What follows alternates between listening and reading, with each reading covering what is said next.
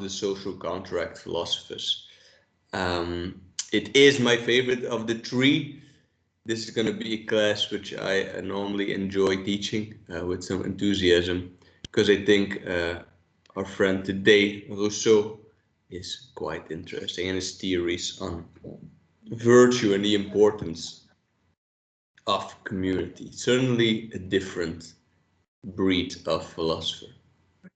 So let's start with the man himself. Jean-Jacques Rousseau lived from 1712 to 1778, which is the shortest of the three, unfortunately, but also the latest. He died a few years before the French Revolution, which was inspired directly by him.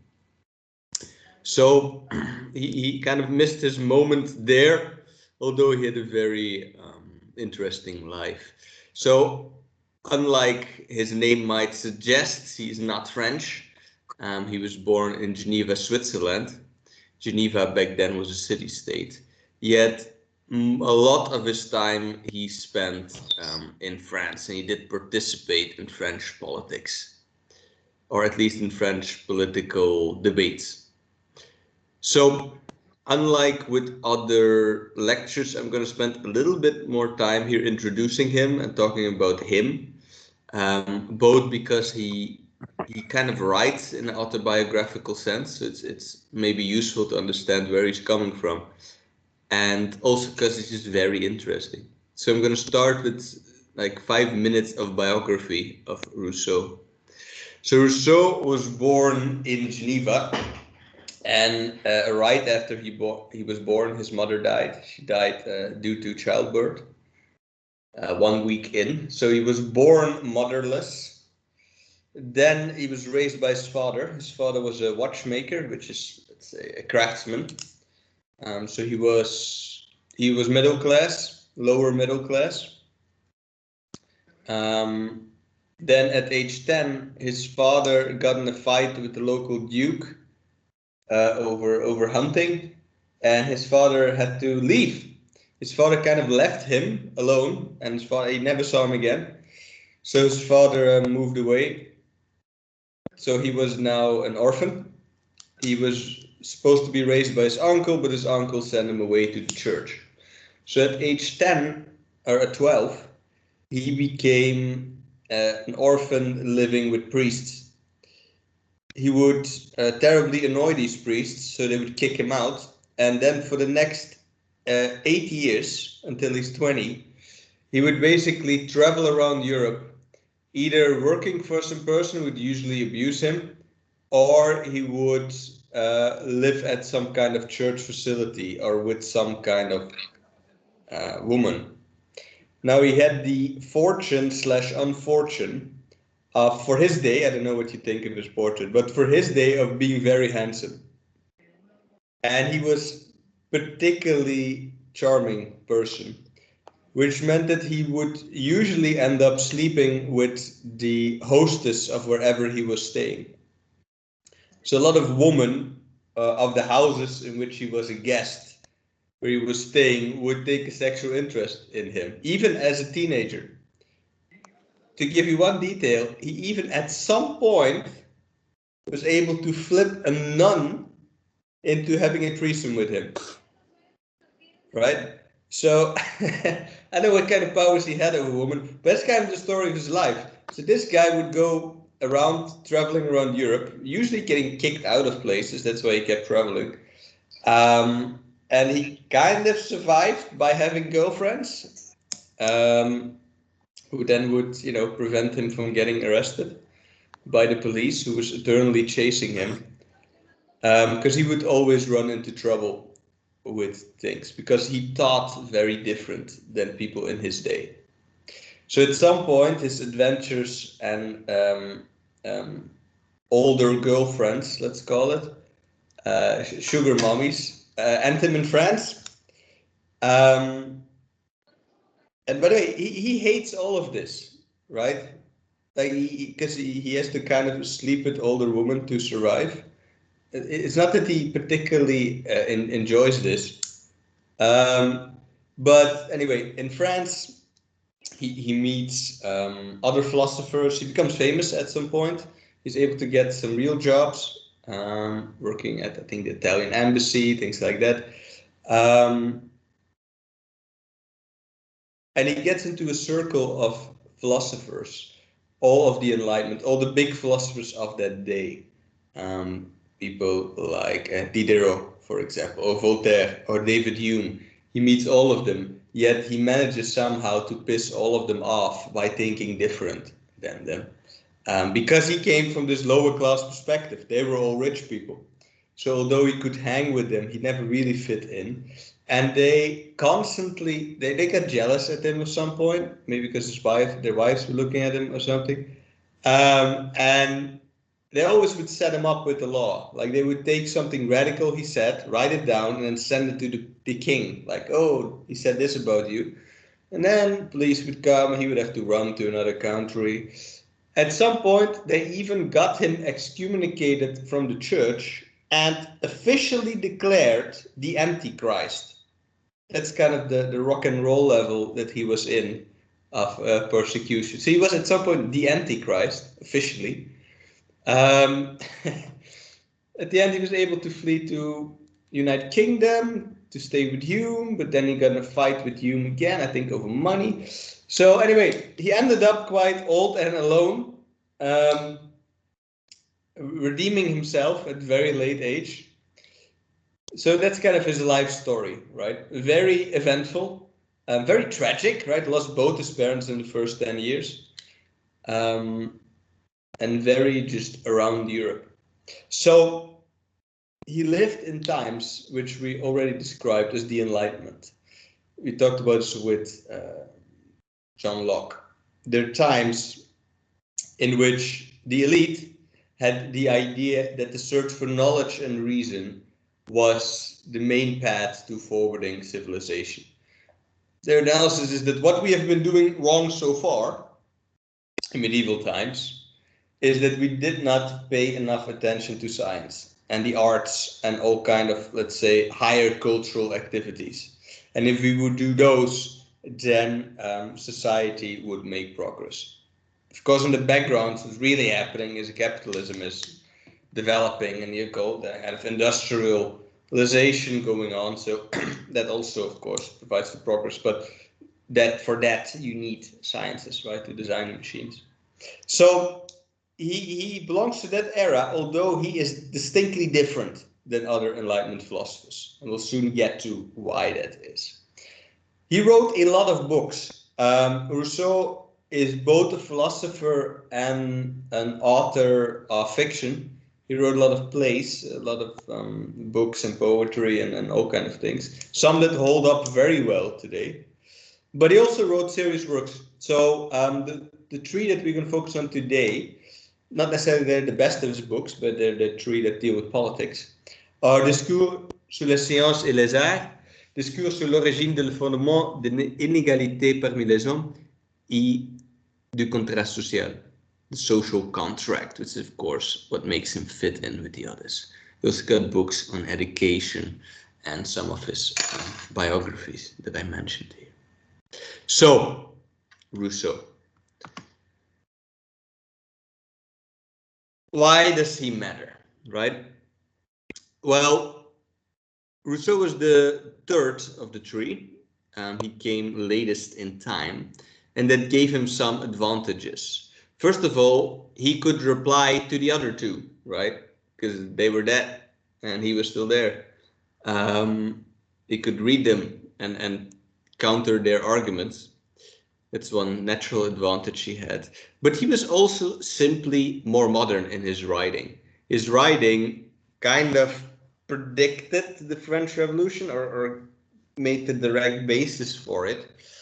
And that's not an assumption. The people who did the French Revolution directly refer to him. So he was more modern, he was more ahead of his time. A lot of things he says are very close to how a lot of people think today about things.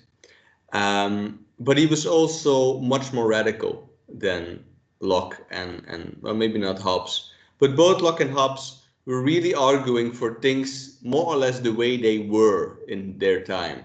They were kind of explaining the present through their philosophy. That's not what Rousseau is doing. Rousseau is promising a new world. It is more radical and for his time utopian, although it's not very specific. But what makes him stand out to me is that he is much more the people's champion of the three. He is much more a man of the people. First of all, because he simply came from there, right? He was an orphan at 10, he never had a mother, grew up basically doing child labor since age 10. So he has this lower middle class viewpoint. He was always educated. He didn't grow up to the let's say the absolute lower class grind. He could always read and he was always culturally ahead of people. But in terms of putting in work and having nothing, right? He does bring that. He also writes for the people. He's definitely not writing for the king, because if he would, the king would try to kill him. The king would read his books. But he's also writing for the people in the sense of how he writes. He writes in a very light, theatrical, rhetorical way of writing, not a very technical way of writing, which makes him easy to read. I would advise you to try to read some of his books. And he had a good idea or he had a good feeling for what people actually cared about, normal people. And he could combine that with some of his ideas, which were radical, attractive at the time. And I think that's what the main thing is going to be, what we're going to see today. Philosophically, he is not the strongest of the three. He doesn't always make sense in a purely logical way, but he connects to what people are feeling deep down. And that's why his ideas are attractive. And that's kind of the angle what I want to use to portray him from. He is most of his influence on politics, but he also has an influence on education. He wrote a very important book on education. And if we have to place him in a tradition in retrospect, right, he's definitely in a democratic tradition, but he's also a kind of very early socialist. Although his economical ideas are usually not very expressed, but from the things he's saying, you could see him as one of the great grandfathers, or the not even that, forefathers of the left. All right, so let's dive into this. As with all social construct theory, we start with kind of their views on knowledge, then their views on human mind, and then how humans work, then their views on society, and then we get to the actual contract and the consequences of that, right? I'm going to take a little bit more time here at the beginning to talk about this view on science, because it's radically different from the other two.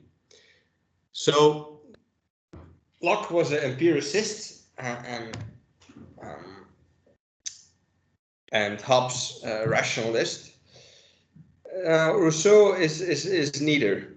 He's more an empiricist of the two things, but he is overall critical of science, actually. So he is part of the Enlightenment, right? For example, he is one of the original authors of the first encyclopedia. He's not the editor of it, that's Diderot, but he was part of that club. He's written in it. So he definitely was a man of knowledge, right? And he used reason, and he was late in his life he became a biologist. So he would study nature, and he would use his reason and his mind and his understanding of science. He also understood music. He wrote something on musical science. To understand how the world was or how it should be, like the others. However, unlike the others, he did not believe in the goal of the Enlightenment.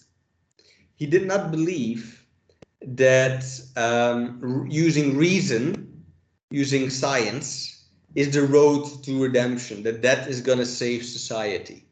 He says science is not the path. This is maybe the means, or at least it's not the goal. He says what we need to save society, to redeem society, to better society, are sentiments and goodwill. Now that sounds maybe very naive, right, on first sight? Somebody who says, no, reason is not the way, we just need sentiments and goodwill. That sounds naive, but he's not naive. I find his analysis actually very compelling. And this analysis is the thing he got famous for. He says, look, let's first of all start from acknowledging that if this is the path, then we're not in a good path. If science and reason is going to create a better society, well, I'm not living in it, right? My mother died due to medical care. I've been running around poor and being abused all my life. And so is everybody else, right? Most people are poor. And they were poorer than they were 50 years ago. So it's definitely not creating more happiness for more people. What really is happening is, okay, there's poverty of the masses because there's more science to exploit them also. And yeah, sure, science and philosophy and art and all this stuff, really this is entertainment for the rich. These are curious things that they like to talk about. But they're not good people. They don't know nor care what's happening at the bottom. So I'm not seeing where science is leading us here. And this would be very prophetic because in the French Revolution this would burst, right? He says, look, the problem is that reason and science, they are tools to do things, right? And I use them myself to write this book, for example. But they're tools, they're not ends. They don't tell us what we should do with that reason and that science. And if you look what we're actually doing with them, this is not too impressive, right? We use our knowledge of chemistry to make good. We can conquer New Mexico, right? So we can conquer the people over here and enslave them. All right, that's great. We use our knowledge of economics and of machinery to increasingly exploit the working class. We invent our great knowledge of products and how to make stuff. We're wasting that on making all kind of fake stuff like makeup. You saw this rant against makeup, and if you translate it to today, right? If you look at medical science, where most money is not in helping poor people in Africa get rid of diarrhea. Where most money is in things like painkillers, pills that burn fat, breast implants, improving those, right? This is plastical surgery, right? We're using all the science for things that are not necessarily helping civilization forward, he says. And knowledge as a whole, he said, is mainly used to exclude others. He says, I know as much as any of you, but I didn't go to university, so I'll never be the same. And if you look at how and this is very sociologically, he's dead on here, that one of the functions of education, besides teaching people stuff, is also to create differences between people, right?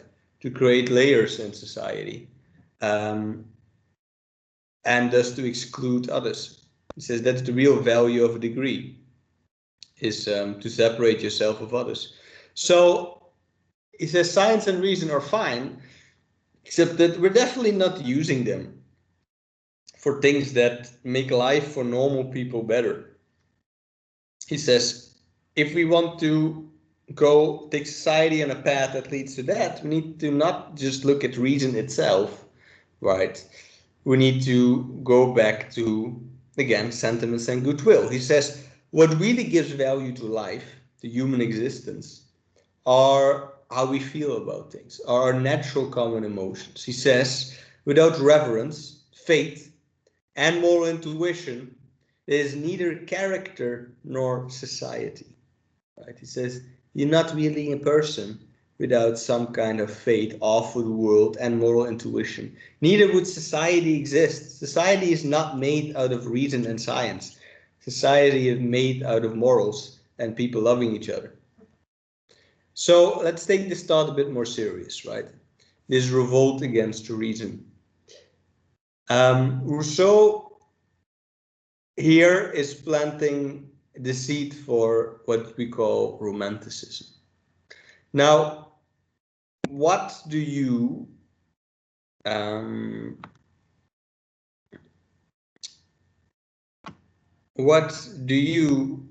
Miss Itzel? Are you here?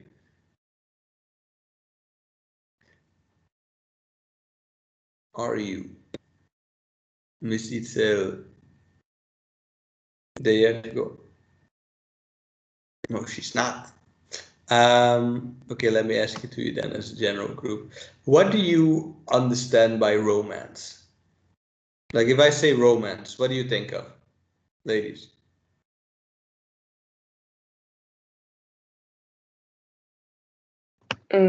Love, maybe. Like Love, maybe. Mm-hmm. Or being treated nicely.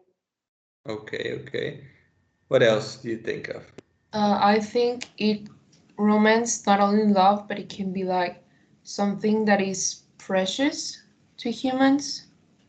Okay, Like okay, love or objects, maybe. okay. Somebody said the Notebook movie. I don't know that one. Huh. You agree that candlelight dinners are romantic, right? Um, so the meaning of romance in our everyday understanding is connected to the political meaning of romance. If you take, so let's talk about love, right? A romantic love or Western concept.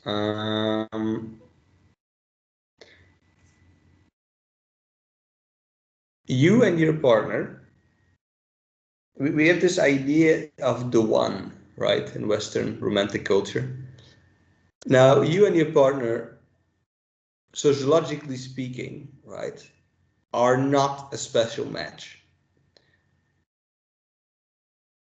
Who your partner is the first, sociologically speaking, is the first person who met your criteria that also liked you. That's what really happened, right? You had a certain list of things you want to find in a person. You found a number of persons that had that, and one of them liked you too. The first one, and that then became your partner. And if that breaks up, then we'll go to the next one. That's what really is happening. But you have this idea of them being the one, right? So where does it come from? It is not rational because they're not the one. There isn't the idea of the one being literally true. It would be a nightmare because there's 7 billion people. And apparently there's one of them that was right for you, right? Probably lives in Thailand. You'll never meet him. This is not good news. So that's not how it works. But here is how it does work. Romance is about pretending this is not true. It's about pretending this sociological truth is not there, treating each other special, pretending that the other one is special, right? Having this candlelight dinner, although at the exact same moment, 7,000 people in the city are having that same type of dinner, right? But you still pretend you somehow are special there. But here's the trick of romanticism. If you do this long enough, it actually becomes true. If you treat each other as special long enough, the other person will be special. Because if we forward this 5 years down the line, that other person is truly unique because there's no other person that knows you as well as that person, right? You can't just well, you can leave them, but they are unique. They're not just any guy or girl at that point, right?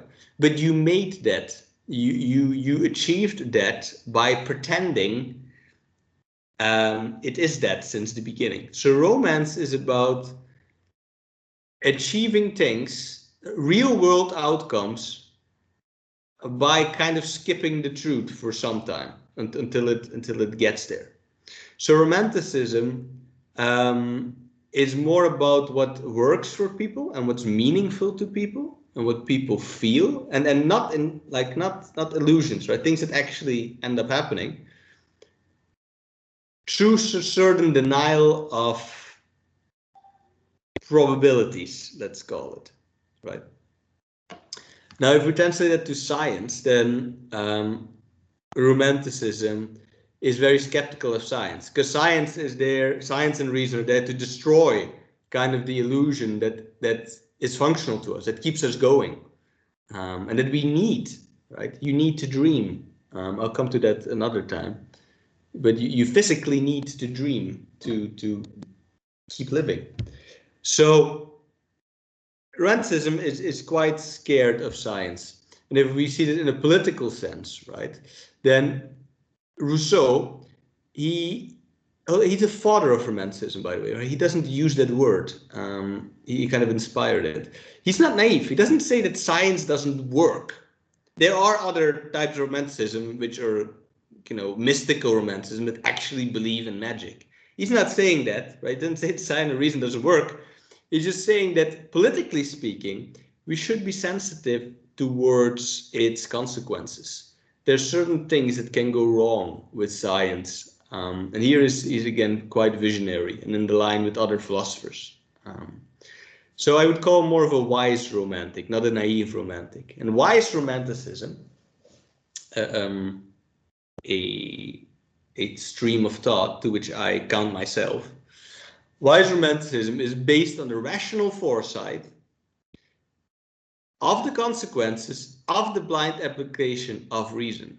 So you rationally understand that if you're going to be fully rational about something, it's gonna end up bad. And there are a lot of things like that in life, especially relating to science. One of the most iconic examples is that of Alfred Nobel and the Nobel Prize. The Nobel Prize comes from a man who invented dynamite. And he was so naive in thinking that he thought what he was inventing was a tool that would help people, that would help liberate people who got stuck by an earthquake, right? If a mine collapsed, then you'd use dynamite to blow up the mine so the people could escape.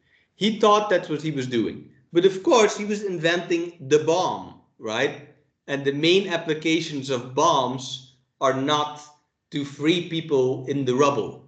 Yeah, the main is to kill people. So Rousseau would say, what an idiot that he didn't see coming what his inventions were leading to, right? And there are a lot of things in science where you could wonder, are people just dumb that they don't see where they're going? For example, sometimes they're not. Sometimes they know it and they just sell their soul. That's the case with the atom bomb. People who were making the atom bomb understood that what they were doing was not something that humans should do, right? Atomic explosions, if you think about it, they don't look like a power, they look like something that belongs to God, right?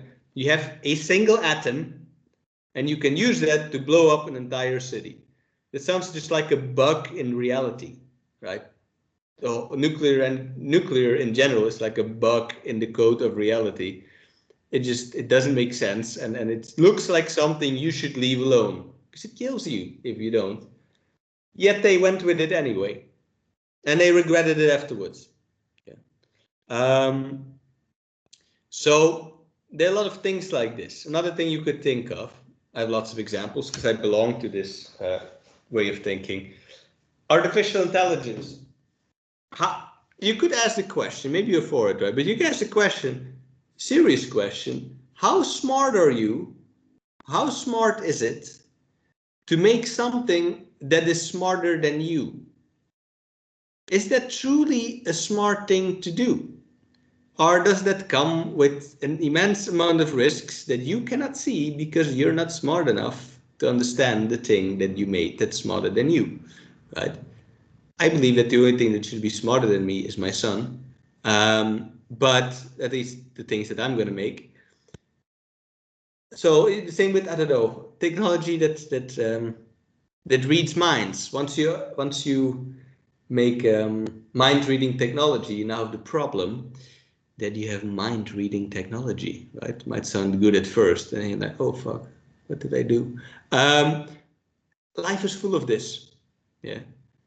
Culture is full of this. There's so many stories. Black Mirror is one that you've probably seen, right? But even classic Frankenstein, for example.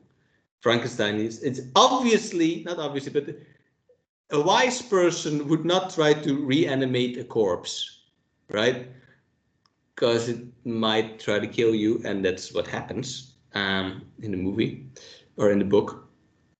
So romanticism, wise romanticism, is more about putting science and reason in their place. It's about not being against them, not saying they're not true, just saying that they have limits, right?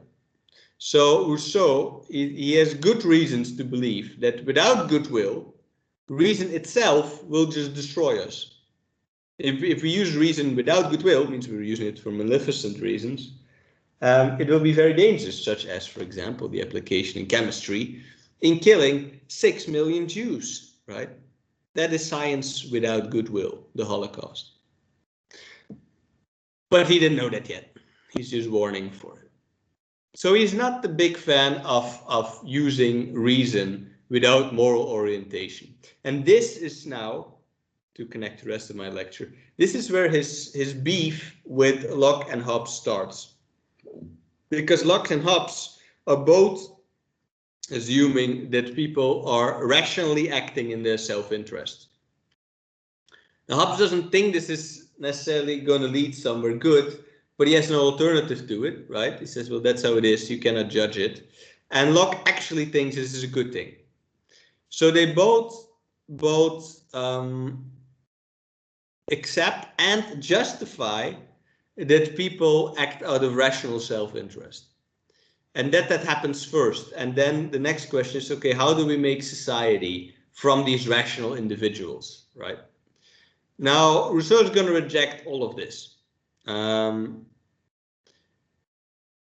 Because what that means is that the community, that society in itself has no value. It's just a consequence of our self-interested actions, right? We live in society to get something from it.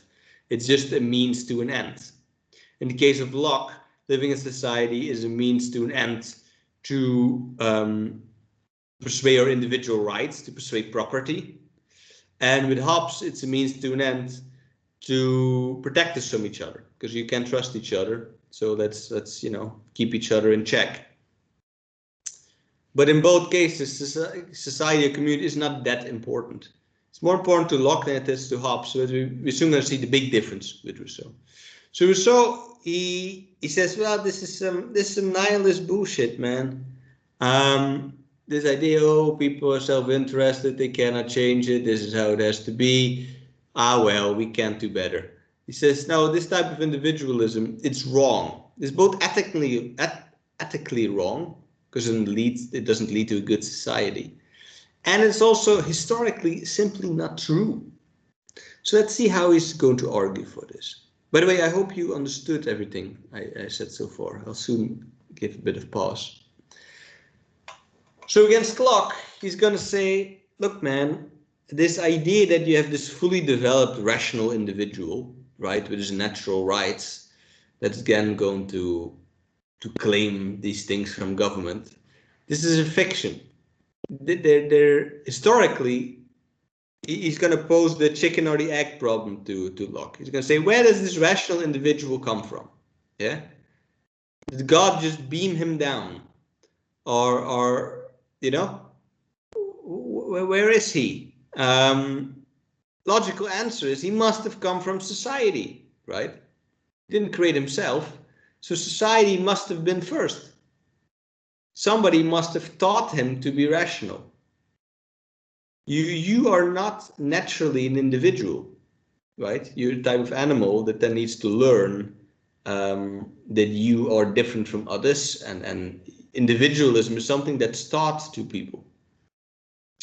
He also says, so historically, he says, there's no record whatsoever of people just living by themselves and then deciding to form society. That's just not true, he says. Plus, logically, it cannot be true.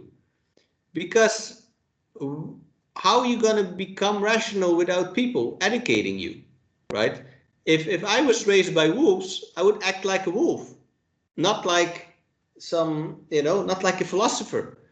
To become a philosopher, somebody needs to, first of all, teach me a language. So you can think in images, but that's limited, right? And somebody needs to teach me language. Somebody needs to educate you, right? Reason is a potential that humans have. It's not an ability.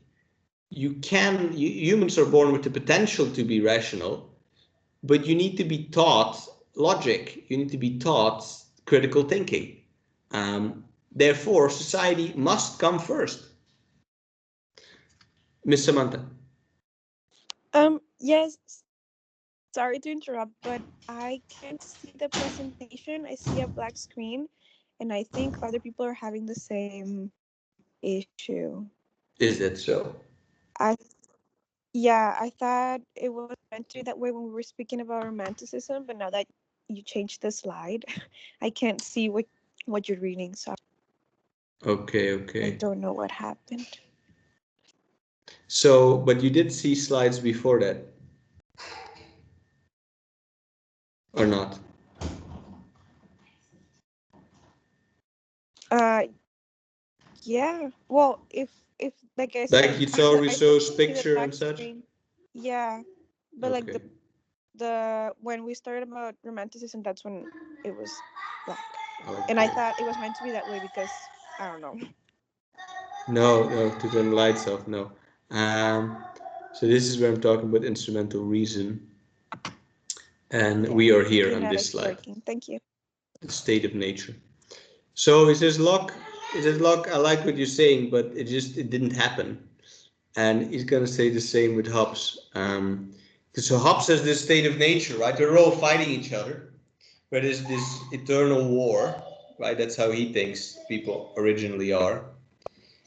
He says, well, look, Hobbes, you stupid idiot.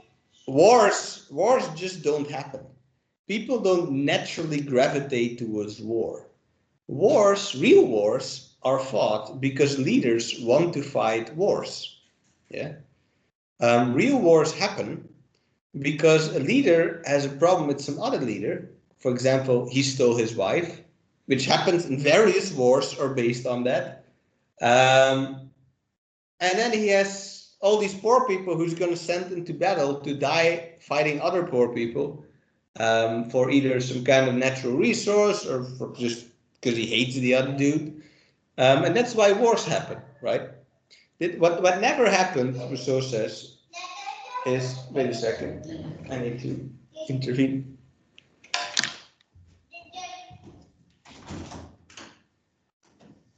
Frank, what are you doing?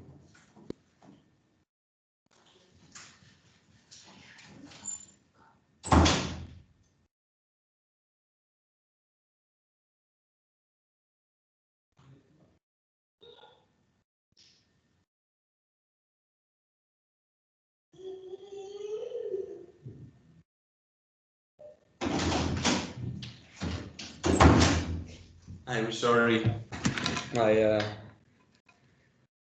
my son was protesting outside. He's a real activist when it comes to food. What was I saying? So Hobbes, Rousseau said, "Look, people don't want war. Leaders want war, right? What never happened," he said, "is that Carlos is sitting at his table and he says suddenly, Maria, we have to go fight the French over the influence of the Pope. Get the horses, right?"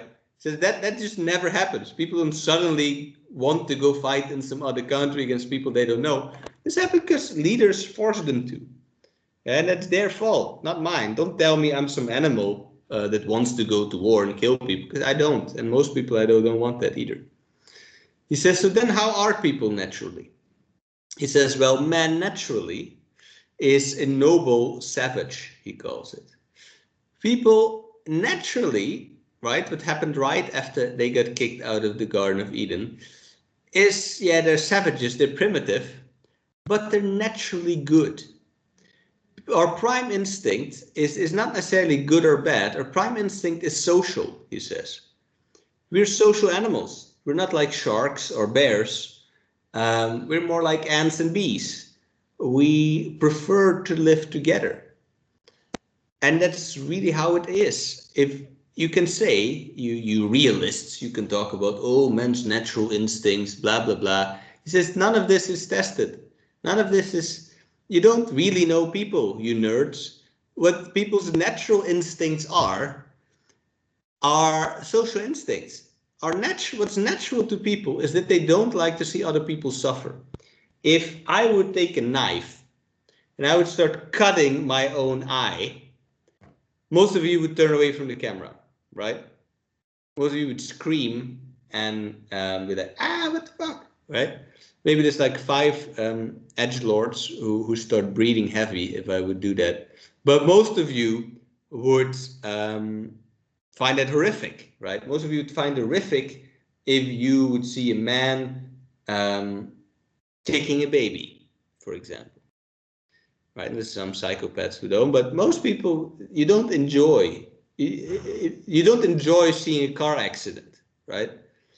So that is natural to people. We don't like it. It's very hard. He says it's very hard to harm another person. Some people can do it, and most people don't. Stabbing another person is traumatic. So we are naturally averse to suffering. And we naturally like to be with other people. He says, if you talk about happiness, what happiness really is being around other people. It's playing games with them. It's telling jokes. It's sharing stories. So that's what people really want to do. People don't want to kill each other and rob each other. And, maybe very deranged people do, but most people like to party and love and have sex and joke and laugh with each other. So that's what we naturally want. So naturally, we live together. We live together in small, relatively happy communities. Now, but you're going to say, yeah, but Mr. Rousseau, have you ever been to Mexico, right? In Mexico, things are bad, man. There's all kind of violence, and I can trust nobody, and nothing's working right. Well, he has an explanation for this. He says, he's talking about the noble savage, right? He's talking about how he thinks people originally are, what we can still trace in our instincts. He doesn't say we are like that. He says right now, we are corrupted. So people are good, but they became corrupted over time. By culture, by learning bad habits, and by the love of property, by greed, this has corrupted us. So we are naturally good, but we're in a fallen state. We slowly, by being educated wrong, and by being competitive and all these things, and greedy, we got conditioned into a more corrupted form. And we can never go back to the noble savage, because we're no savages, we're civilized. And life is too complex for this. But we can try to control this culture that's corrupting us. And we can try to redeem whatever is still in us of this original good, of this original social instinct. So that's going to be his agenda, right? I think this is a very interesting take on human nature. It also it kind of fits in nice with some of the political discourse we have these days of the people being good, but corruption being a problem, right? It kind of makes sense on a psychological level to see us like this. So he's not naive. He doesn't say that people are great because he can see reality, but he doesn't think that is natural. He thinks it's altered state that we are in, or bad state. So now we're getting to politics, right? So what is going to be? Oh, wait, let me first ask, do you understand what I just explained? I'm sorry, can you please repeat the last things you were saying, because I really did not understood. Which part? Like, you were talking about the corruption, but I'm sorry, I got lost and I didn't understand what got corrupted. And yes. The people. So he says people are good, right? People are good, but the real problem is corruption. He's saying people, it's not that our instincts are antisocial, instincts are social, but we became conditioned over time by living in societies that reward bad behavior, that we have fallen from this state. Like the religion became corrupted. Religion was good, I think most people would agree, or at least Christ was good in his time, but we didn't follow that, right? We kind of slowly got further and further away from that path. He says that that's how it goes with everything, mainly because of money that has corrupted people. People who were not born bad, they were just seduced down to the dark side of things.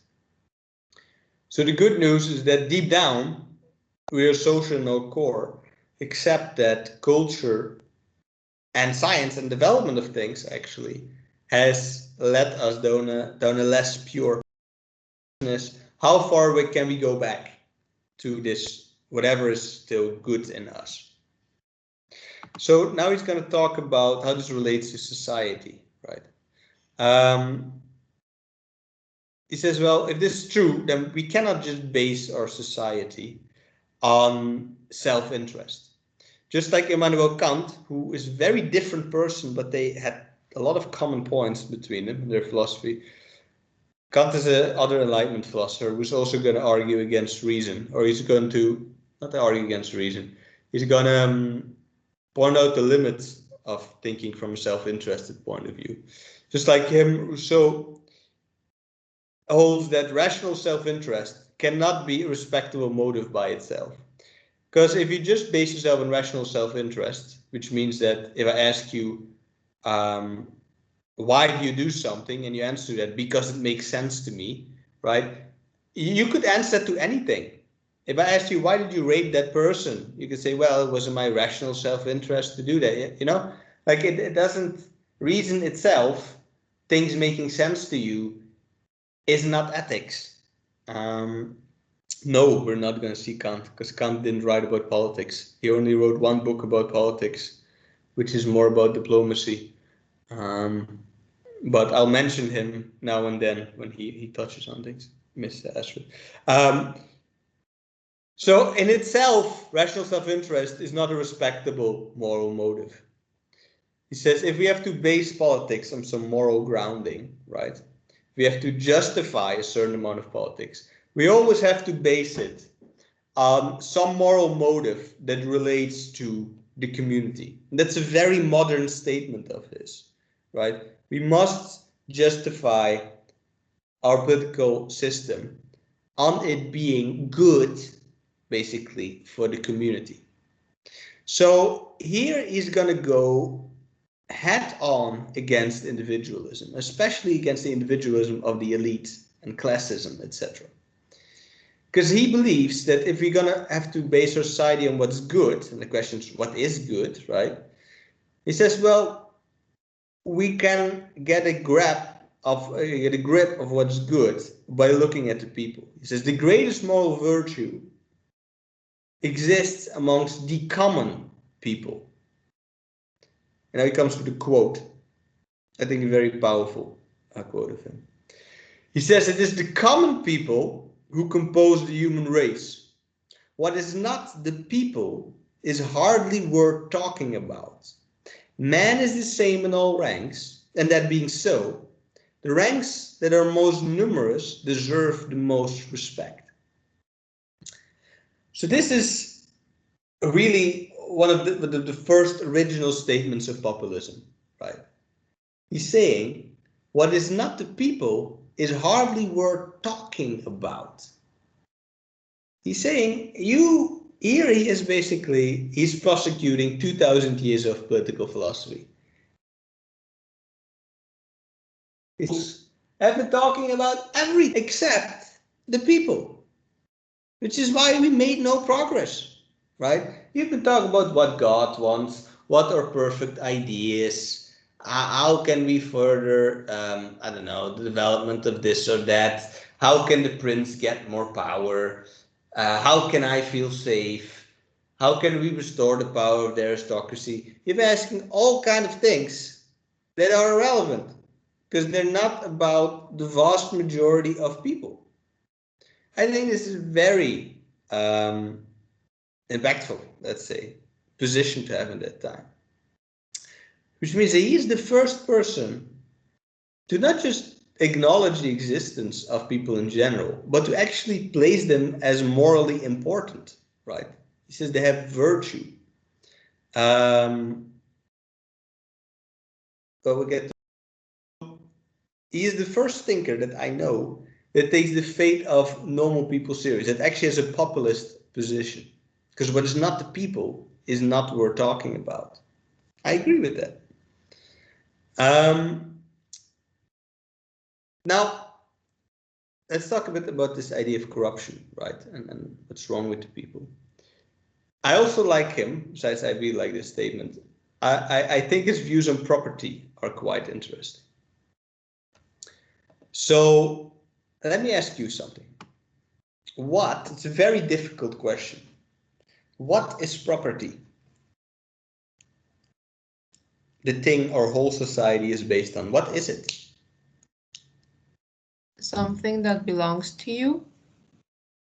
That's just a reformulation of the word. But what does that mean? What does it mean that it belongs to you? That you are like the owner. That's again a verb that comes from property. So what does it mean to be an owner? I I think think it that means to have special rights over. Sorry, I believe it means like to have special rights to use or exploit something. Like you have those special rights over everybody else because that is yours and not everybody else's. Okay, that comes close. But it's not the right to. No, there's so many things I have, Susanna, that I don't have a certificate of. I don't have a certificate of this pen, yet it is mine. But it's not to use something. I don't own this house. I'm renting this house, yet I'm using it, right? It's also not to have something. I'm not saying it's to have, no. If I take something from you, I have it now. It doesn't mean it's my property, right?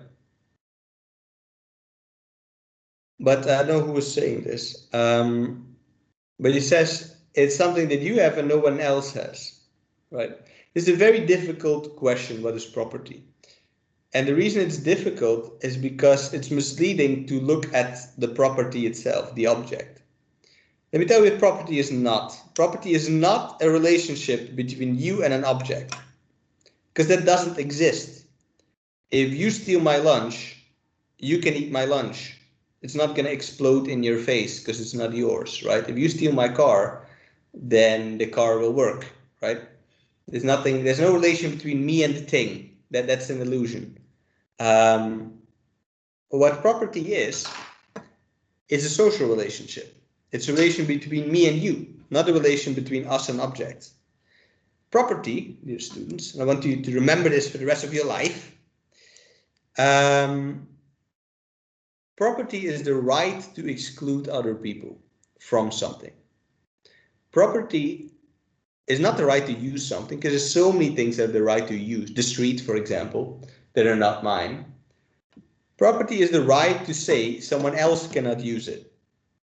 Property is the right to exclude other people from using things or from having things, right? Because I'm using this house, but the owner of this house gets to decide who lives in the house. That's why it's their property. So property is a social relation of exclusion. That's the only way you could formulate it. But it's really important to understand it's a social relation, right? It's something that we kind of agree upon. So let's look now at Rousseau's views on property. And my definition, by the way, is not Rousseau's definition. This is a sociological definition. He says that he has a problem with property. He says our love of property probably is the most corrupting force of all that got us here.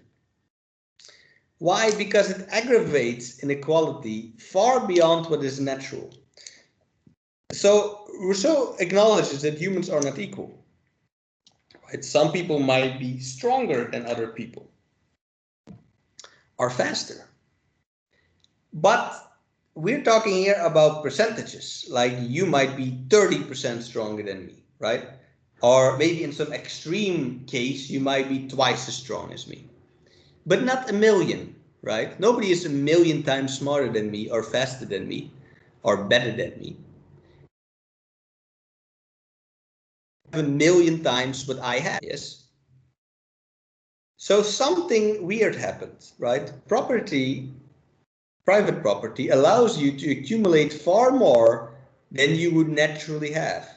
It allows you to accumulate more than you can guard, and you can even see, because it kind of makes other people respect what you have. There's people who have so much that they could never see it all, even what they have. They need thousands of people to maintain the things they have, to just maintain their properties, right?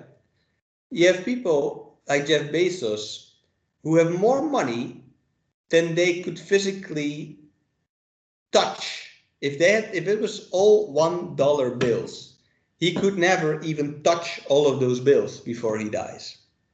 Yeah.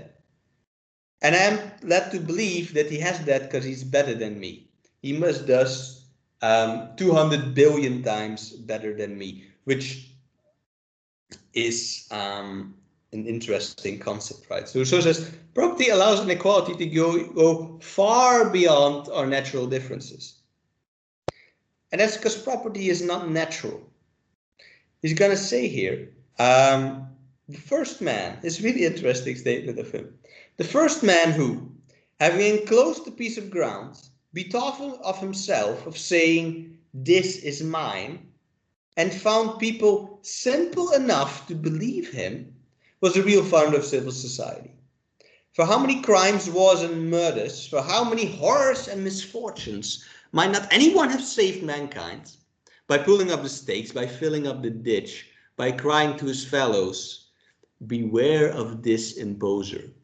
Beware of listening to this imposer. You're undone if you for once forget that the fruits of the earth belong to us all, and the earth itself to nobody." What's he saying here, right?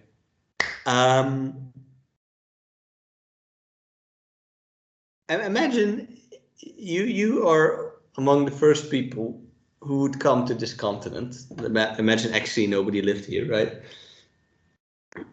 And you're walking and with your friend, and suddenly your friend is like, "That valley is mine. You can't come here. Stop. You have to turn back. All of this is mine," right? Everything you can see in your eyes, this is mine. And you're like, "Dude, it's not. I see this apple tree. I'm gonna go pick an apple." He's like, "No, you can't." You're like, "No mames." And you go anyway. You pick this apple and you just flip him off and you walk away. So now it didn't work, right? His claim of property fully depended on you accepting that that is true.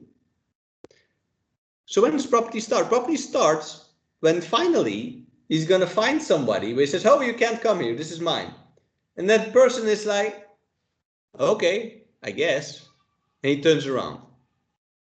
This is still not when property started, because it's not an institution yet. You just convince the person. Now, if this person says, because his brother comes up, he's like, "Oh, no, wait, you have to stop. This belongs to that guy. We cannot go here." This is when property starts, right? When he found somebody simple enough to believe him that this actually belonged to him, right? So Rousseau is pointing out where property comes from, right? And he is not a communist. Rousseau is not against private property. He doesn't say people shouldn't have private property. He's not against money. He's just pointing out that this is an agreement. He's pointing out that John Locke is just making stuff up about this natural right. That's just an argument that he's pitching to people simple enough to believe him that his class should own everything. And maybe that's good. Rousseau doesn't really have an opinion on that. He just says this is a social relationship, right? And since it is, society at the end of the day can regulate property. If property gets out of hand, if we get in a situation where one person has everything and the rest is starving, we should not be like, oh, this is his natural right. No, we should just kill him and take his stuff. Because we can play along in this illusion of property, and maybe we should, because you want property too. As long as you remember that it's fake, right? As long as you remember that if more come up, we should regulate property. We shouldn't just accept it as this God-given thing, right? So we should be honest that this is causing massive inequality. We should be honest where this comes from, right? And just we should respect people a bit more that don't have things. So he's not a Marxist. He's not going to go against private property, but he's opening the door, right? He opens the door for questioning it. Now let's get to the actual politics of it, right? Where is this all leading? Where is his social contract going to be signed? Also answer with Astrid's questions.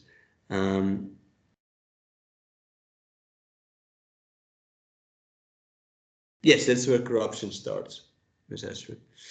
So his social contract, how are we going to solve all of these problems? Well, it's a bit shorter than the other social contracts because he doesn't have to go through arguing why people would want to live together, because this is an irrelevant question. We don't need to start society. We're already in society. Every person reading this is already in society. So let's not waste time on that, right? It doesn't even make sense to talk about rights or freedom or anything outside society. You're not free outside society, you're alone. Yeah, that's not the same as freedom. So we're already in society, right? We don't need to invent that people live together. We just need to invent a good government.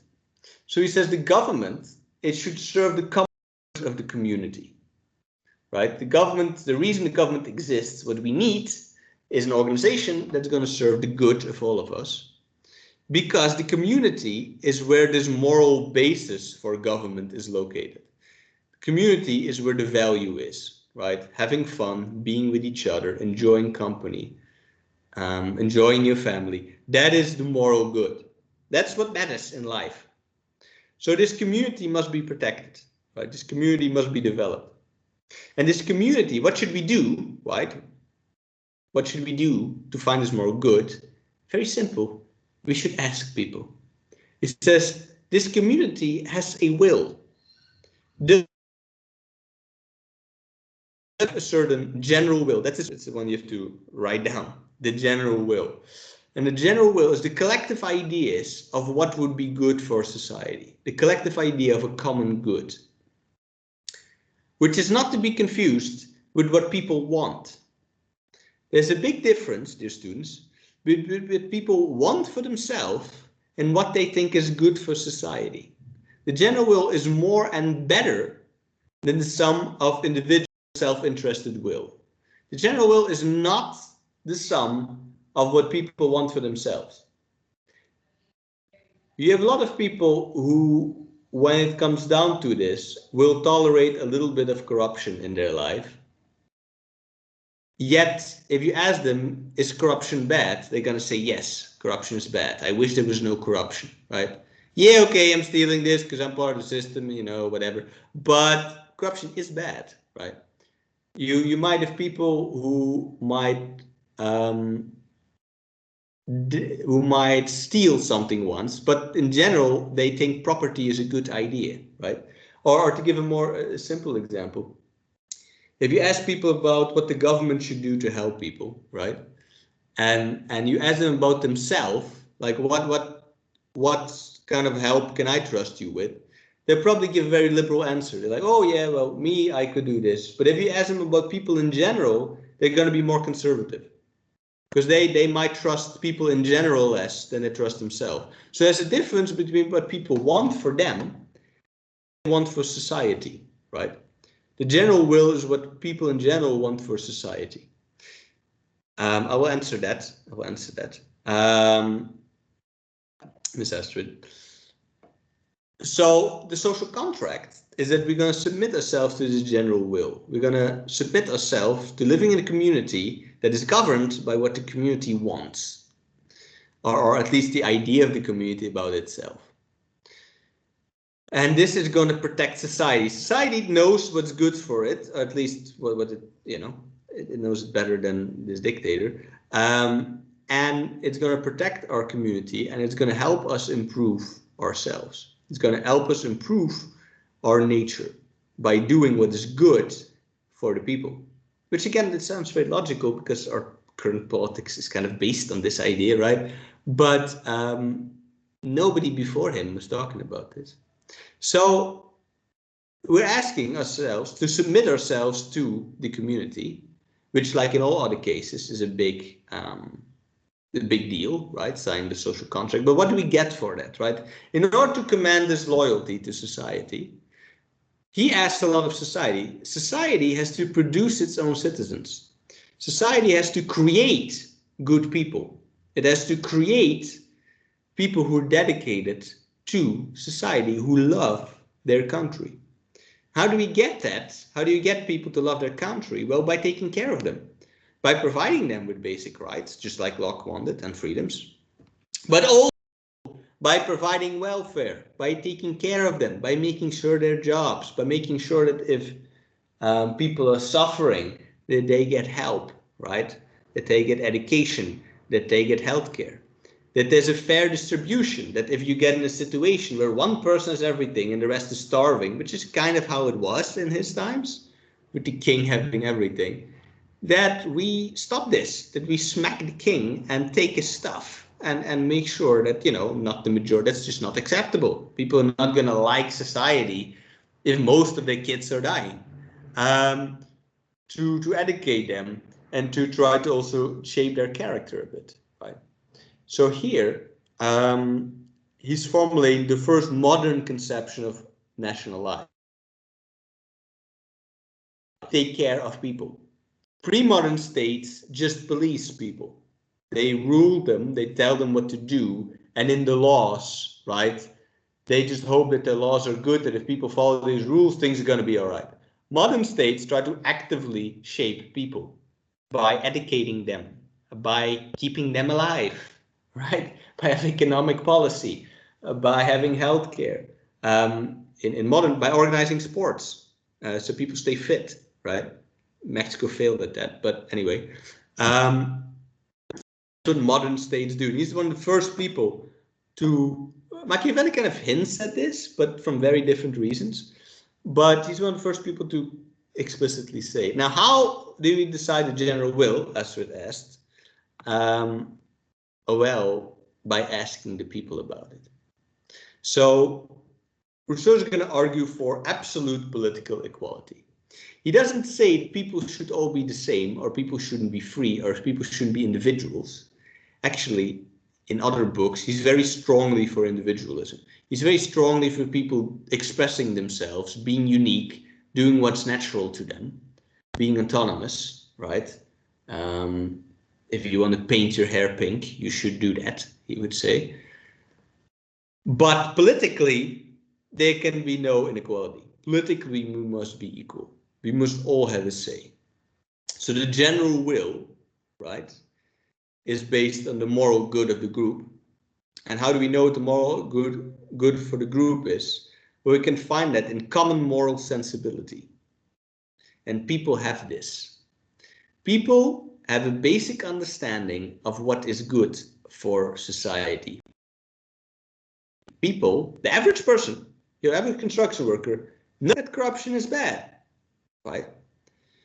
They know that helping people in general is a good thing. They might not know the details, right? We're talking about general moral orientation. We're not talking about technicalities, we're talking about direction, right? People in general have a sense of what should happen, he says. And people are equally do so. The people are equal and they have this common moral sensibility. That leaders who sometimes do completely idiotic things, like declaring wars on other people for no reason, ordinary people would rather not go and die for some abstract thing, right? Ordinary people would not have caused World War I because they have this common social sensibility. So what he's going to argue for, he answers the question, what he really wants is direct democracy. That's his case. So direct democracy is different from representative democracy. In representative democracy, you vote for Samuel Garcia because, I don't know, he's going to sell his car for Niños con Cancer or something. and you're going to say, oh, a nice guy. You're going to vote for him, and then you hope that he remembers you, which he won't because he doesn't know you, right? But you hope that he's going to do what you, but you don't know until 6 years later, right? Then you can choose if you vote again for him. In direct democracy, you don't have to do that. You make the choices. In direct democracy, the people directly vote on things, like in consultas. So in a direct democracy, there are the citizens who are going to propose the laws and debate them. Because again, a general will is not what people just think about on themselves. The general will is what we think, right? So in order to come to general will, we need to talk about it and reach either consensus or just reach a majority on it. But you need debate in between that, just like in the Greek idea of it. And then people vote. And then that's how things are going to be, right? There's still a government who executes this. There's a state.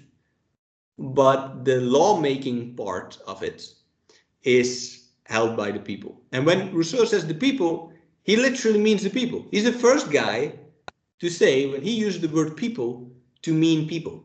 Not to mean only men, or only rich men, or only white men, or only native people, or none of this, right? He says, no, the people are the people in a country. And they are people in a community, better said. And they should decide things. Now, the weakness of his argument is that, and why this is hard to do, is that he's from Geneva. So he all his life, he's still based, like he's writing this for Geneva. Geneva is a city-state. In that scale, you could physically do this. You know, you could come together in the football stadium and have this vote because you would fit there. But that's not where history was, right? Geneva was like the last city-state. Most cities, most states are country-sized. They're France and England and Spain, right? So, and China or whatever, right? So this is a bit unrealistic for modern countries to do. Now it's realistic again because we got the tech and loads, etc., and you know the internet. But it was a bit impractical in his time, what he wanted. It's a big weakness of his argument. So what he wants is basically that we subordinate ourselves to the majority, right? And the paradox here is that we're free, finally, to decide our fate. Except that, of course, we need to accept the thing that the majority wants, right? Which groups like Frena feel extremely oppressive. That, you know, the people decided who gets to be the president. Oh my God, angry about it. Because they feel it as forcefully, right? So the paradox of democracy is you have to accept the outcome of the process. Maybe you were the one who lost the vote, but Rousseau would say that it's still good for you because it's still the general will, right? It's based on an idea of what's good for society. Since you're part of society, this must have some benefit for you. So that's kind of this paradox here where we're free, but we need to accept the general will at the same time. We're part of it, but you know, maybe fall on the wrong side of it. Now, he is not talking about direct democracy in like micromanaging things. This is about very broad choices that are being made here, right? This has nothing to do with your private life. Hyper-conservatives sometimes make fun of democracy by saying all kinds of stupid things like, what if the people wanted us to all eat broccoli? No, that's not what it's about, right? There's not going to be a law about all men should have a mustache. So this is not about private stuff, right? It's not who you can have sex with or these kind of things. This is about how the country works on a mega scale. We're not like he doesn't want just the majority is conservative, therefore you cannot have piercings. That's not what he's talking about. Yet the will of the community could be conservative, right, or progressive. He's not saying where this should go. Judging by his character, he is a progressive. But you know, if that particular if Iran doesn't like progressive values, then that's not where they're going to go, and that's a general will because they know what's good for them. I'm not going to impose that on them. So let's talk about his legacy, right? He influenced a lot of things. In literally terms, he inspired the Romantic movement, which politically would turn quite conservative, so that has nothing to do with him besides that. He inspired democracy by explicitly saying that. Yes, the Greeks thought of democracy too, but remember, the Greeks didn't think of all people as the people, right? They had slaves, women couldn't vote, in some cases, poor people couldn't vote. That's not with him. So he's the first true Democrat in the modern sense of the word. He's also a nationalist, in the sense it's this love for your country and your country taking care of you, right? He influenced conservatives a little bit in the sense that he placed a lot of emphasis on the community, and he's also quite a religious person. I didn't talk about that much. Not that he's a fundamentalist, but he respects religion. He talks highly of the family and these kind of values, although he never had one. And mostly socialist thought, right? This emphasis on equality, on populism, on taking care of people. This questioning of property. That's where this is going. And he was very influential, especially in the democratic and the socialist sense, as he was probably the most influential philosopher for the French Revolution. At least he's we're going to see next time, there's two parts in the French Revolution. You have the kind of the bourgeois and the radical part. It's the radical part that he inspired. Except that his big weakness, he's very modern, except in scale. He's still thinking of the Greek city-state, right? Which is just a gone concept that never came back. So his ideas, they don't translate well to practice for technical reasons, because we're going towards bigger and bigger countries, not smaller and smaller states with more and more choice. So it's easier to have direct democracy in a city because you also have less choices to make than for Mexico, right? Only today we are able to do that again. We can have consultancies. If you want to know like an example in real life of seeing his thought and practice, besides democracy in general, I think the closest to what he imagines is something like the Zapatistas. I don't know if you know about them, but these kind of indigenous people living in this grassroots democracy community, small communities that are basing their choice on their own culture and what they think is good for them, regardless of what the world thinks, and that every week come together and vote on things, right?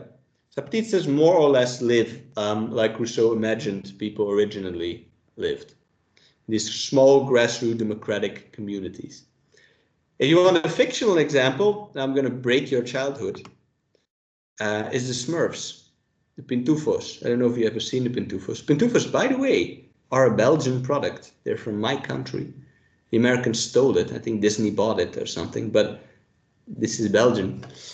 Pintufos are directly inspired by Rousseau. They are what he wants, except with more women. Think about Pintufos. Pintufos live in small communities. The Pintufos are always happy. The Pintufos are obviously social. They make it work. They decide for themselves what they do. They do weird things. For example, they grow drugs. That's their main economy. They grow some kind of a weed-like substance. They're constantly under attack of the empire, which is Gargamel, right? And a cat called Israel, which is not a coincidence. It's a reference to another empire who has a small friend called Israel. And basically the Smurfs are this small democratic community that's fighting corruption. With a guy with a red hat who looks suspiciously like Marx as their leader, right? So while your childhood is falling apart, let me lastly talk a bit about appreciating Rousseau, and then I'm opening it to your questions. So I like him, right? Most people like Locke more. So what do I like about him? And you can have your own thoughts, and you can think for yourself of these three guys that we just discussed, who have similar philosophies in the sense that the structure of the philosophy is similar. They make the same format of argument. Who do I like most? What I like about Rousseau is, first of all, that he thinks about the perspective of normal people, something that in politics we still don't have. right? Even more than before, maybe, but still, most people in Senate are lawyers, right? We still, I'm not going to name politicians, but there are people who are often just to their actions and the things they wear kind of seem to mock the people and their sport shoes, their tennis shoes. But so he has a perspective of the common man. He reminds us of the importance of morals in politics, also morals in the economy and morals in science, which I think we really need. I think these three things, if just left on their own, can lead to disaster. We always need ethics in everything. He is, what I like about him most politically is that he's the most ambitious of the three. He promises the most, right? His government, yes, it keeps us safe. Yes, it gives us rights, but also does a lot of other things, right? It's there to basically follow the needs of people. If people need something, then the government needs to figure out a way of doing that. That's the type of government I like. Maybe you don't like that. Maybe you think, oh, government should not try to help us. We should help ourselves. The government should just keep the peace, should just police us and have these laws. And if we all follow the laws, things are going to be all right. Okay, that's an alternative perspective. And I like this idea of man. I like this idea of seeing people as corrupted. Because I think this is a very honest position. I think both other positions lead to delusion. If you say man is fundamentally evil and our instincts are evil, then you're basically making an excuse for yourself, right? You're saying, oh, well, I'm bad because that's just how people are, right? I think that's, you're not taking responsibility over your fate if you think people are fundamentally evil. And if you're saying people are fundamentally good and things, not that people are good, but things just work out, right? People follow their self-interest and everything's going to be fine, like Locke, you're denying the problems. I think if you have Rousseau's view, you get the most honest perspective where you say, okay, I messed up, right? Things became bad. They shouldn't have been. I could have done it right, but I didn't. I think that's what we as society desperately need. We need this honest perspective on climate change, for example, right? We have to not see it as, we both have to avoid seeing it as inevitable and as okay, right? It's bad, but we can change it. Same with a lot of things. Robots, I'm going to talk a lot about it in the end of the course. Inequality, etc. I think this is a very honest perspective, this corrupt perspective. On a visual level, right, it means being self-critical and also being authentic, not pretending you're something you're not, which Rousseau never did. That's why he always was in trouble and got declared the Antichrist and was banned from every country. And on a societal level, right, it's understanding that things should change for the better. So that's the end of my rant. What are your questions or comments on this? Maybe you have an opinion on him.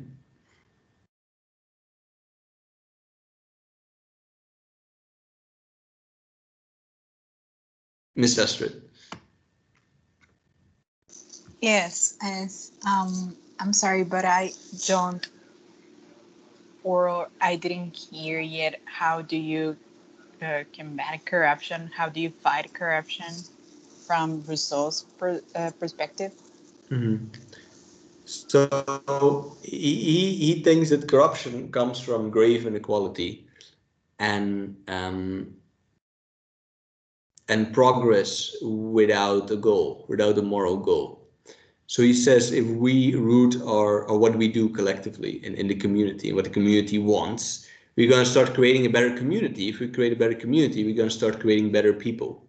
We're going to heal people by reintroducing morals, by not allowing big excesses of right? Orienting life towards the common good. So basically, he's going to try to change the people in a constructivist way. If we create a better society, we're going to have better people. People are more in line. If doing good leads to good, right? Then we're slowly going to let go of this corrupt side. If we can rediscover that what we really want is to, you know, be together and play and dance and joke. And if society doesn't punish you for doing that, by having you, for example, in competition with each other forever, then our good side is not going to come fully back, because we never will regain our innocence because we know too much, right? We're no longer savages, but we're going to reduce that corruption. I think he's doing it all wrong. He's doing all the way around because, well, from my perspective, I believe that if you are a good person, then the sum of good people will lead to the society being good. But he tries to do it all the way around. No, but believes. No. He doesn't think people are bad. He thinks people are good. He thinks people are put in situations where bad behavior rewards more. But he thinks that most people have a good idea of what would be good. So if you would have people, this is the difference between the general will and what people want. People on their own might act bad, but they know what is good. So if they would have a vote on how things should be, they, just like corruption, right? People might do acts of corruption or tolerate them or suffer them. But if an angel comes down, he says, should we have a system that is corrupt or not? The majority is going to answer no, right? So if you would give people the chance to create the rules, even if they themselves don't act good, they already know what good is. So you can have corrupt people creating a non-corrupt system, because deep down they're good resources. They want to be good. Does that make sense? Yes, but I do have another question or comment. I was thinking on how Rousseau's beliefs can be applied into Mexico nowadays. So I know the Mexican people is accepting a lot of percentage of corruption because we are ruled indirectly by the narco groups. So, do we accept this corruption because we want a higher? Well, we need to minimize the damages. I don't know if thinking. I don't know if AMLO read Rousseau, but I would bet he did. I think his movement is quite inspired in Rousseau and philosophy. There's the same basic premise: people are good. The problem is corruption, right?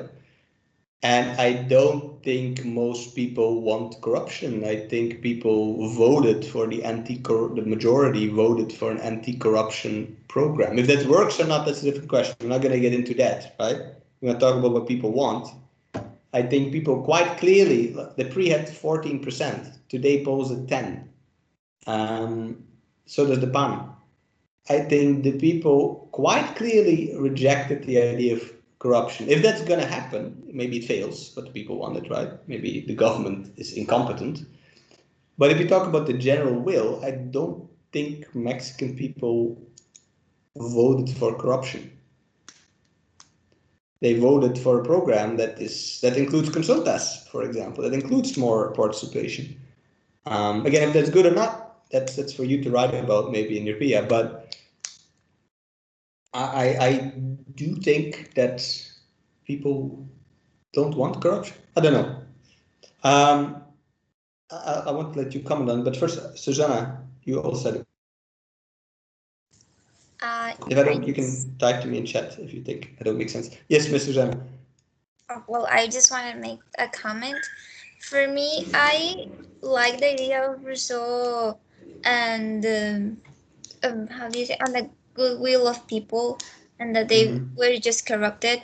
However, my idea of the nature of people is more like we are born, you know, without anything like white war. I think it was. and we just chose what we thought was like kind of better for us, at what we thought it was more that make us feel better. Like instead of doing bad things that makes you feel bad, you do something good. I don't know how to explain the my comment, but like it's kind of different. But I do appreciate that he says that the conditions that people live in are the ones that create the we can say corruption in people. And the second comment was that I really, really like the idea of war being schemed by leaders instead of the population, because I was thinking about Avatar, the Last Airbender. Uh, Okay. well, you were explaining that the war of that lasted 100 years was not really a war of that generation of Angst, Mm-hmm. group of friends. It was more about a wimp that was from I believe 2 generations ago. So I really like the idea that he understands that people does not always want war. It's just that they are made to go and fight a fight that it's not theirs. And I think this comes from him simply knowing more people than the other two, and having more personal contacts, and seeing that most people, you know, don't want this. You have to trick people into war. You have to tell them lies about what the enemy did, and then maybe they'll go fight. But it's not. Most people are not waiting to kill other people. Some do, but he's talking about the majority here, right? That's his whole concept. All right. Any other questions or comments?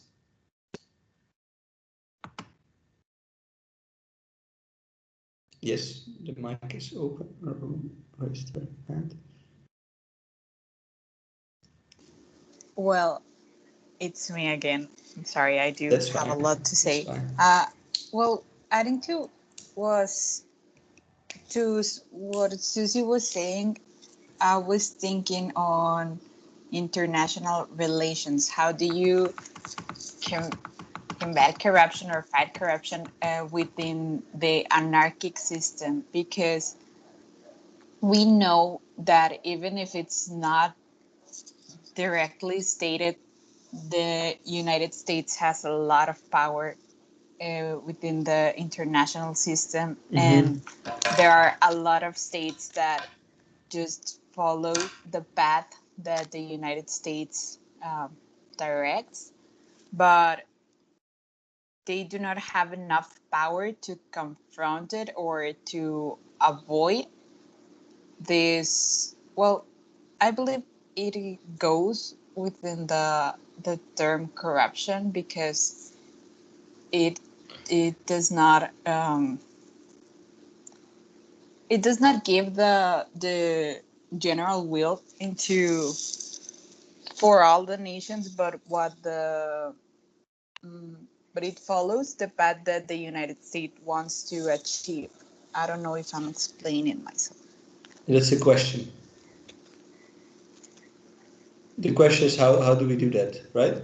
How do we fight? Yeah. Well, How do we lessen the power that a few states possess? so Rousseau has no answer to this, because Rousseau is not part of the elite that has to concern themselves with these type of questions. Well, he's writing about how do we rule the city, not how does the world ruled. So he has no opinion on these things. Um, Part of these questions we're going to deal with in fifth semester in international law, and that's one answer to try to regulate it, but that's flawed. Um, I don't know. I take two possible answers, and I'm not going to commit to any of them. One is if you want to apply the general will. Well, we have never tried that. There is no. The UN is not a democracy. You don't have any vote, neither do I, on global affairs. So you could try to recreate your community on a global scale, which is a big idea, or communism. Marx does have some solution for this, in the sense that if you just abolish countries and you have all these self-independent, self-producing communities, then you get a different type of anarchy. Communism is kind of going to challenge this a little bit, although it's not the focus of it. So maybe you find some answers when we get to those people. Or you could, if you don't like the left, you could give a very right-wing answer. Neoliberalism would kind of also take away all the power from countries and just have companies rule the world, right? Then you don't have that anymore. So Rousseau has no answers to this question, but we're going to see things that touch upon your question a little bit.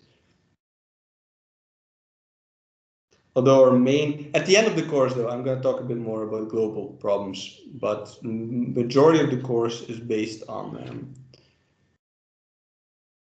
national politics. You also have the Nazi answer that you should just conquer the world and kill everyone else. That's also going to solve the anarchy. So yeah, all right. With that, we're done with Rousseau and we're done with social contract philosophy, and I'm over my time. So I'm going to click the button that says download attendances, and I'm going to say goodbye and see you on Thursday. Thank Bye, you. Have a Have a nice good day. day. All right. Bye. Bye.